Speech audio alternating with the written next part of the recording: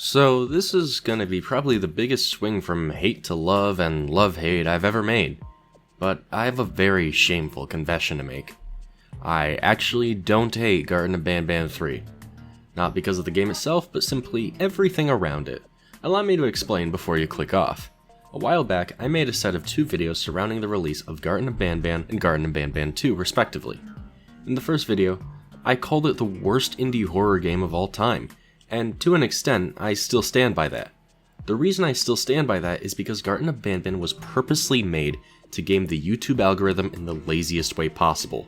That much was obvious, and to an extent, it still is. I consider it to be the worst result of an inevitable course mascot horror and indie horror had taken. It wasn't scary, it played like crap, and ultimately, despite being so unremarkable, it had already managed to plant its claws into the minds of tiny children before content creators ever knew what hit them. That's why I titled my video like that, and it's a title that I do not regret. My Garten of Banban 2 video was actually semi-positive, because I could see potential in the series moving forward. The Euphoric brothers are not good at taking criticism, but at the very least they addressed some of the game's larger ones, such as the drone speed being too slow and the game itself being too short. Regardless of many of the other criticisms levied against them, I could see the Euphoric brothers were listening, even if they didn't like what they heard. That video did, however, end on a bit of a negative note, with me saying that the series had gone from being so bad it's funny to so bad it's unfunny. Well, at the very least, I can say Banban 3 has roped it back around to being so bad it's interesting. This game is probably the best Banban game yet, and although it's still got plenty of problems, I want to say I was actually somewhat pleasantly surprised by it. I will also say this, just like Banban 2, you can beat the game fairly easily in under 2 hours, meaning you should be able to refund the game through Steam's refund policies. However, I will say that I didn't do that, for 2 reasons. Reason number 1 is I streamed it, and generally speaking, I do not need the discourse that would come from me refunding it. The second reason is I simply didn't feel like refunding it. Banban 3 is far from a perfect package, but I think I still got my money's worth out of it. A $5 admission fee for this weird car scene is nothing. As far as the whole refunding drama goes, if you play through the game and genuinely don't feel like you got what your money was worth, then I fully support refunding the game. However, as a content creator, it's a tricky situation. Sure, you can refund it, but I'd really have to implore that if you want to refund, do it off stream, privately. And obviously don't use it as some big middle finger to the developers in any video you make. A couple of my friends recently got caught up in some drama like that surrounding the second game, so I figured I'd give my stance and advice to anyone who watches this video. So let's get this out of the way. What's wrong with Banban 3? Well, plenty. For starters, once again the Euphoric brothers addressed a couple of the issues people had with Banban 2, most specifically with the platforming. At least that's what I saw. All Banban games have platforming to some degree, although one of the biggest problems with Banban 2's final platforming sequence was that the game simply did not feel built for it, and controlled pretty horribly. That's been changed in Banban 3. Instant death bits are nowhere to be found with the platforming this time around, save for a boss fight. Although the physics haven't changed that much, if at all, at the very least your punishment for failing a jump now is usually just having to climb back up and try again. Despite this, the few times where platforming is an actual part of the game are not all that fun, except for one part I'll talk about later. But the big thing I wanted to talk about when discussing what went wrong with this game, and really what's symbolic of the largest problem of this game, is the return of Banban 2's canon puzzle room. This room plays exactly the same as it did before, only now you play as Stinger Flynn in a flashback rather than as a human. This was the worst puzzle of Banban 2, and it being back does nothing to carry the plot forward. It only really exists to waste time. It's not a good puzzle, but the reason it's back is probably because of this game's biggest weakness: padding. Padding is what I would use to describe any gameplay segment that's clearly there not to be fun or advance the story, but is just there to take up time. This can be cutscenes that don't mean anything, puzzles that don't mean anything, or really just anything that clearly takes way too long to do than it should. For example, at the very end of the game you have to ride atop the Tarda bird while running from Banban. You're racing Opila bird, but the doors will only open based on which character crosses a marked line first. If the lights are pink, then Opila has to cross first. If the lights are blue, then Tarda has to cross first. This on its own is an interesting concept, and it's genuinely one of the more enjoyable parts of the game, but it goes on for so long doesn't get that much harder, and ultimately starts to feel like padding. Another piece of padding would be the swampy area themed around Sheriff Toadster. Both puzzles in this part of the game feel like padding. One of them is finding all 10 of these little bucket guys and throwing them in jail. This is the same puzzle as the egg puzzle from the very first game, and is one we have seen several times before in the past. It's very blatantly padding. Next is the puzzle where you need to jump on certain lights to reach the other side to unlock a door.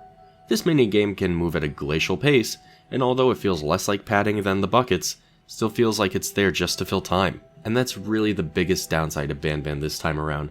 It's that so much of it feels like the developers didn't know how to make the game longer in a meaningful way and simply turned to rehashing ideas or coming up with new ones that are just there to waste the player's time. However, it could be worse.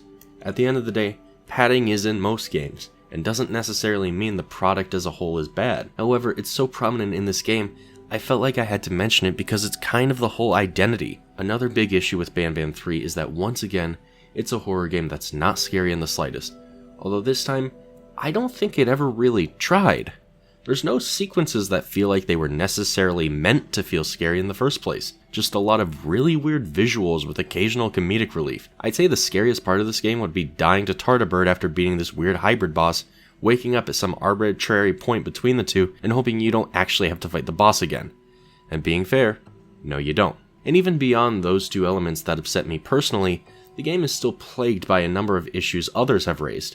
The models are just as ridiculous as ever, with Stinger Flynn being made up of 500,000 polygons, showing that the Euphoric brothers really haven't learned how to make decent models yet. Most of the items in this game are once again bought assets from somewhere else, and again, the voice acting is not very good. Stinger Flynn's in particular kinda hurt me, because I feel like I knew what they were going for, but they dropped the ball hard. Stinger Flynn's voice just sounds like a pitched down version of Banban's. If they wanted a more brooding, lower voice character, then they should have just called me up. By the way, Euphoric brothers, if you're watching, I would absolutely voice Sheriff Toadster for free, just saying. And of course, the mascots' designs themselves are actually improving a little bit if you ask me. Don't get me wrong, most of them still look ridiculous, but Stinger Flynn actually kinda resembles a monster, and evil Banban is by far the most villainous this character's ever looked. My point here is that although it's still very bad, it's at least showing signs of improvement, which is what I had hoped to see. Don't get it twisted, I definitely think that Banban 3 as a whole is still not a very good product, but this is the part of the video where I actually talk about parts of the game I enjoyed. Here's the thing, even though I went into this game with the most bottom of the barrel expectations, I ended up having a great time. This was definitely because I was streaming it and had company, but even on its own, I can't imagine this game being as dreadful as the first two. For starters, this one actually had two very interesting sections that I think are worth discussing. The first is injecting Nabnalina with Givanium. It's the Givanium surgery segment. And the second is Jumbo Josh's dollhouse. Essentially, both of these adopt an almost FNAF style of gameplay, balancing tasks in a way to reach the end before your time is up and you fail. In Nabnalina's case, you need to inject her with Givanium 6 times. You need the specific Givanium color combos, and you need to make sure these tubes are all green. You want to keep watching on these buttons and beakers as well. If one of them empties, you're dead. The problem is that this is not very well communicated. Sure, Banban tells you what to do before you do it, but its instructions aren't very clear and don't do a good job at expanding what you're actually working towards. Essentially, you're bringing her to life so she can make Nab Nab happy. I managed to do this first time by the skin of my teeth, but I don't consider it a particularly good part of the game. There's too much going on and it's confusing as hell. Slip-ups aren't really slip-ups so much as death warrants, and there's no real understanding of what you're doing or why you're doing it. On the flip side, there's Jumbo Josh's dollhouse. This one is actually kinda cool. Your job is to escape the room using different blocks. However, occasionally Jumbo Josh will come by and peek in. If the room isn't exactly the same as he had left it, you're dead. Memorizing how the room looked and how to return it to the same state while progressing is actually an enjoyable challenge. I would say without a doubt, this is the best part of any Banban game. Also, Nab Nab is f***ing dead, so that's also cool. And here comes the big thing I like about this game, and it's in the sense that this game was made with the knowledge of who was going to be playing it. I am not a fan of it myself per se, but I am a YouTuber who's pretty heavily involved in the indie horror community. I mean, it was content creators who came up with Bird Up, or who blew up 3 birds with 1 stone to such ridiculous heights in the mascot horror community. We made fun of Opila Bird's jumpscare, and now it's a joke in a corny road trip sequence. We joked about Nab Nab being such a miserable bastard, and now he's had his moment of joy and relief, and then he was immediately f***ing killed off. I picked up on these things during my playthrough, and they actually kinda made me smile. Seeing these things play out told me that the developers were aware of why people were laughing, but they didn't take offense to it. At least, not all of it. This is the part of the video where I address my current stance on the Euphoric brothers, and honestly, this time around I feel like I can be nicer to them. First off, do not dox or harass the brothers. I want to put my foot down and take a hard stance against this. I believe and even encourage criticizing their previous works, but don't take this argument to them personally.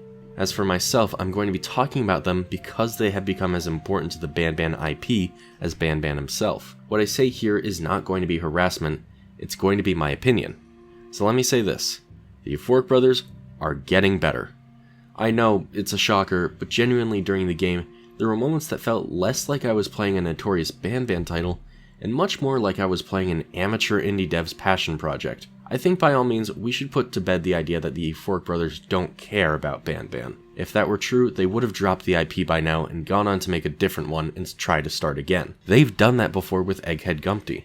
You could say the reason the brothers didn't drop Banban is because it's a well-known IP now, but I'm gonna give the brothers the benefit of the doubt this time around. I see the potential for growth. Real growth. If the Euphoric brothers can learn to trim the fat and focus on the more enjoyable parts of this game, then maybe the next time around they can make something I can actually call good. Let me be clear, delivering one mediocre game that improves on two terrible ones does not excuse any past misdeeds or mistakes the Euphoric brothers have made. But my point here is that it's totally within the brothers' power to turn this series around for the better. One thing Banban 3 does that I really enjoy is leaning into its status in the indie horror community. It knows that it's ridiculous and kind of a joke, so when you meet Mr. Kebab and he says the line, 3 stones with 1 bird, it comes off as an endearing little inside joke. I think that's honestly the best way to handle criticism in a video game. If someone's laughing at you, don't cross your arms and get all defensive, laugh with them. The question is then, who made this game and what did they do with the Euphoric brothers? Because the Euphoric brothers I know would never be this willing to accept a joke. These are the same devs who deflected criticism hard with the first game by making a meme about main menus or something. One of my friends on here, Isaac, aka The Baddest, made it a point in their video that this new comedic angle the game is taking should not be an excuse for their past games being low quality, or in some cases, unethical. But to me, I'm willing to give the brothers the benefit of the doubt. I'm willing to believe that what we see here in Banban 3, being sort of a soft self-parody, is not meant to trick people or deflect criticism, but instead it's meant to embrace its position in the indie horror meta and run with it. These funny moments don't necessarily come off as spiteful or like they're deflecting criticism. If that were the case, the whole game would be full of them. Instead, I think these little jabs are the Euphoric brothers' way of saying, we fucked up, we know we fucked up, but at least we can laugh at it. I don't think that's a bad thing. And with that being said, I think it's time I give my final thoughts on this game. The return of the out of 10. To help people out this time around, let me say where I'd put the previous Banban games. Both would probably be sitting at around a 2 out of 10. Maybe Banban 2 would be a 3 out of 10, but I don't know, I just really don't like that one. Banban 3, however, climbs up to a 4 out of 10. Would I play it again? Probably for a stream or if I need footage for this video. I'm not looking forward to that, by the way. But not necessarily on my own. At the end of the day, it's still a Banban game and it's still bad, but hey, maybe next time they can reach the halfway decent point. This will probably be the most positive review of Banban 3 you'll find online. So if you enjoyed this and would like to see me cover other horror content, please like and subscribe. And be sure to tune in on Fridays at 1 PM EST, where I'll be streaming. At the time of this writing, my next stream should either be Project Playtime, Resident Evil 2 Remake, Banban 3, Deltarune, or Hollow Knight. As you can probably tell, I haven't settled on which. Until then, I'm DMuted. Be sure to like and subscribe, and peace.